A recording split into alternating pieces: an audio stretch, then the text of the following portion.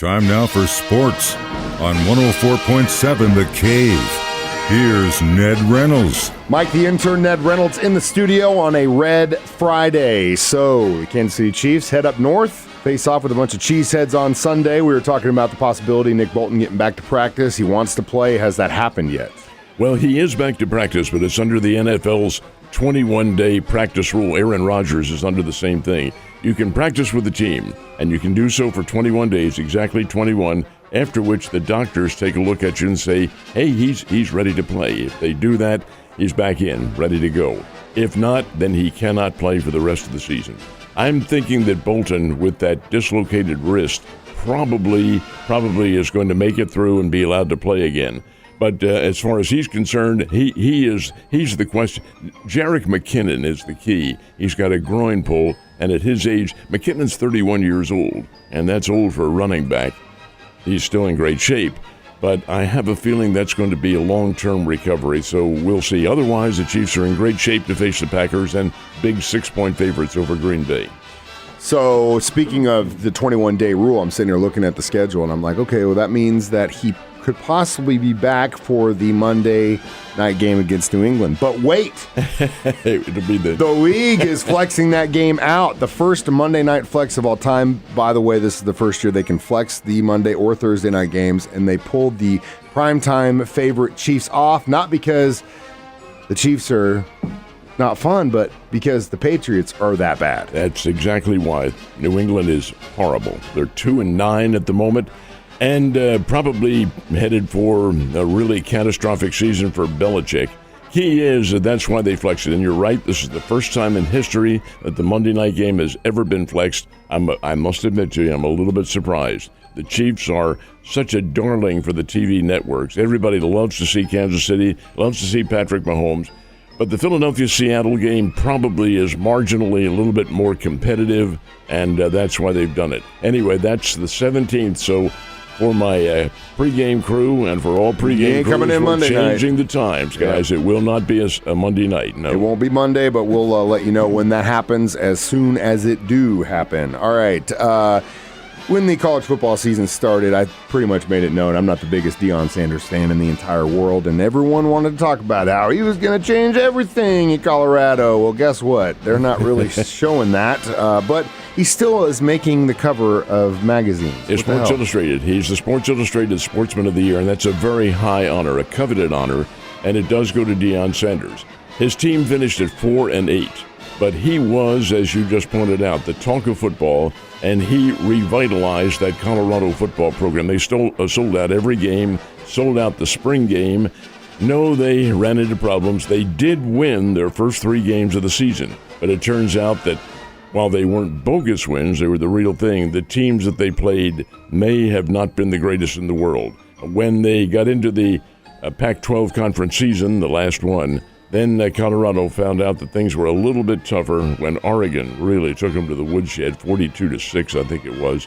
And some of the other teams whipped up on them pretty good. Colorado found out what reality really is, and as a result, 4-8. But Sportsman of the Year for Deion Sanders because he did so much to revitalize that program. I think I could probably give you 50 guys that I would rather have as Sportsman of the Year before that guy. But I'm not the writers for Sports Illustrated, and I probably won't be buying that copy. All right, last but not least, the Panthers finally got to action last night. How'd they do? Yeah, this is a tough night for Drury. They lost both games. The Lady Panthers lose to Lewis 72-69. This game was, or these games, I should say, on the road in Romeoville, Illinois, which is a Chicago suburb. It's where Lewis University is. Lewis Lady Flyers beat the Lady Panthers, and the Lewis men's team got way up on Drury by 23 points. Drury made a bit of a rally, but Lewis held on to win it 75-64. Doesn't happen very often, but a doubleheader loss for the Drury team. This is college football championship weekend, one of my favorite weekends of the year. Also, it's bittersweet because that means it's coming to an end until we get the bowl games. Well, the final college game is next Saturday, and that's Army-Navy. That always concludes the regular season. But, yeah, the championship games are today, and the final pairings will come out on Sunday, and that's where we find out where Kansas State goes, where Missouri goes, and where the other teams go as far as the bowl games are concerned. The playoff weekend actually begins tonight, and it's at Allegiant Stadium out in Las Vegas. Washington versus Oregon. That's the Pac-12, the very last ever Pac-12 championship game. Why is it the last ever? Because it's the last ever year for the Pac-12. They have diminished radically, as a matter of fact. Anyway, Oregon's a 9.5-point favorite. Wow. I'm a little surprised. Yeah, me too. That's the tomorrow at 11 o'clock is the Big 12 Conference Championship game. Oklahoma State and Texas. They play that down at Jerry Jones World in Arlington, Texas. Then at 3 o'clock, Alabama and Georgia. Won't that be a dandy? Georgia is a 5.5-point favorite. They play that game in Atlanta at the Mercedes-Benz Stadium, and that's the winner of the Southeastern Conference postseason. That'll be very, very interesting. The Big Ten championship game is tomorrow night, 7 o'clock in Indianapolis, Iowa versus Michigan. Michigan is a 22-point favorite in this one. That's not the only game going on, because in Charlotte, North Carolina, Florida State will play Louisville. That's also at 7 o'clock. That is a very big game as far as the rankings are concerned. They all are, for that matter, but this one in particular, because it could produce a major change. There are other conference championship games, but they're the very big ones that are going on. And excited to see how many winners you pick on Monday. So Tiger Woods, we talked about yesterday, kind of trying to come back a little bit easier of a course. How do you look so far? Not particularly great. The course is in the Bahamas. It's on there's several islands in the Bahamas. This is on Providence Island, and it's a course that he was instrumental in designing, along with several others. Anyway, this is a non-PGA event, and it's called the Hero World Challenge. And Tiger, he was in it for a while, and then faltered down the stretch, finished at 3 over par. That's a 75. The leaders are Brian Harmon and Tony Finau, both at 5 under par. So Tiger Woods is 8 shots away from the lead. They do play all 4 rounds. There are only 20 golfers involved in this. And again, it's a non-PGA event. It's a benefit.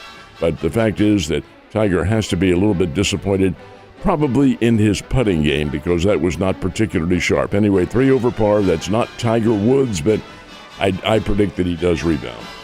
Fingers crossed, and I wish him nothing but the best. Last but not least, as we mentioned last hour, the Chiefs are heading north to face a bunch of cheeseheads in Green Bay. And I tell you, Mike, it has me a little bit concerned, not overly so. I think the Chiefs will win it. But this is a game that's probably going to be played in rather harsh, especially temperature conditions. And Kansas City is not accustomed to that. Case in point, when they lost to the Philadelphia Eagles in Kansas City, the conditions were not particularly good, and Kansas City dropped 5 passes. Well, I don't think that's going to happen on Sunday night, but regardless of that, it is always a possibility. Pre-game show here on the Cave will start at 5 o'clock with that's our pre-game show, Ned Talk. And then the whole game goes on. Should be a lot of fun. And keep in mind now, there has been one flexing, and that flexing occurs later on in this month, December, but several games to go before then. Fingers crossed. It's Red Friday. Get your red on and go Chiefs. You have a great weekend, Ned. Yes, sir.